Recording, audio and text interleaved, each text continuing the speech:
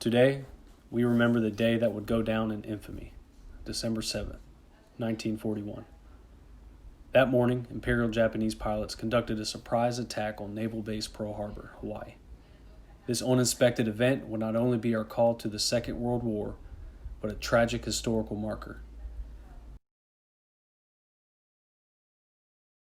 At 6 a.m., the first attack wave of 183 Japanese planes take off from carriers located roughly 230 miles north of Oahu and head for the U.S. Pacific Fleet at Pearl Harbor.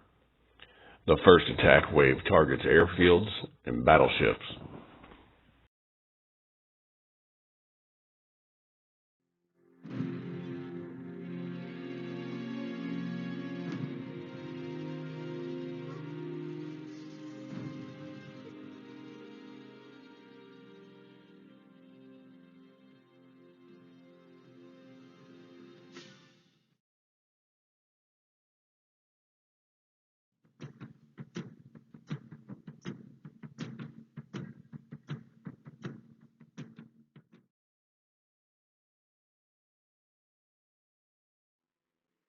I grabbed Bob's machine gun and I drug it out there, I guess, about 25 yards. I wanted to be able to see over that hangar. You can't see through it.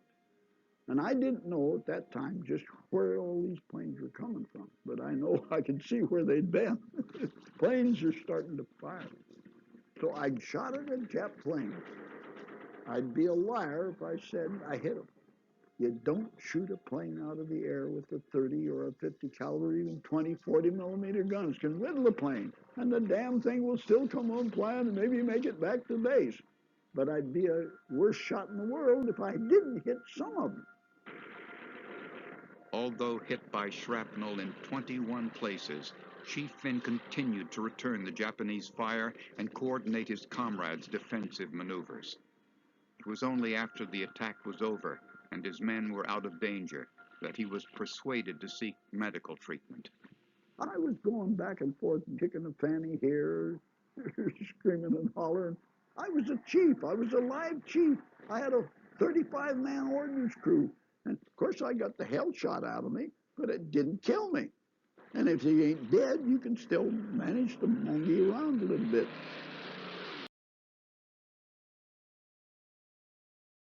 7 December 1941, Pearl Harbor. Japanese bombs and torpedoes ripped through the USS Utah, where Chief Water Tender Peter Thomas is below with his men in the boiler room. As the ship began to list, Thomas gave the order to his men to evacuate.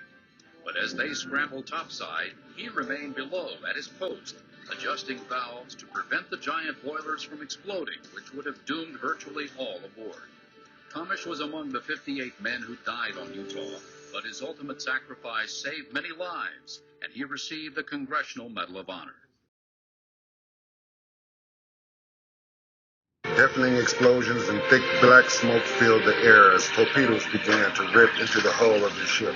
Miller ran to his battle station, an anti-aircraft battery, just to find it was destroyed. That's when an officer spotted him and asked him to help save the ship's captain, who was bleeding from a shrapnel. After assisting the captain, Miller manned a 50 caliber machine gun, and despite having never used one before, began firing it at incoming enemy aircraft to defend his shipmates. By the time he ran out of ammunition, enemy aircraft had bombed and torpedoed through the deck of the ship, and he immediately began to carry his injured shipmates off the sinking ship and to safety.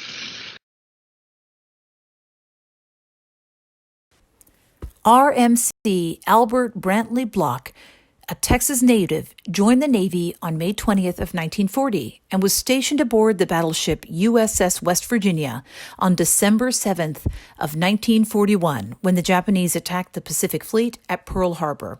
He then went on to survive 2 more sunken ships during World War II and retired in 1960 after 20 years of honorable military service. In an interview, Al stated that he was very blessed to have survived the war, as he had a wonderful family and lived a good life. After retiring from the Navy, Al continued on to a career of technical writing at Texas Instruments in Austin, but he never put aside the love of country and remained active in many local veterans organizations.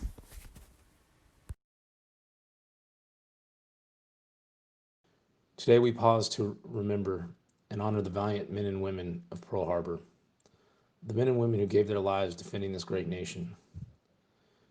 Today we pause to remember a day that will live in infamy and how it shaped our country going forward. We pause to honor all those who have served or are serving with honor, courage, and commitment.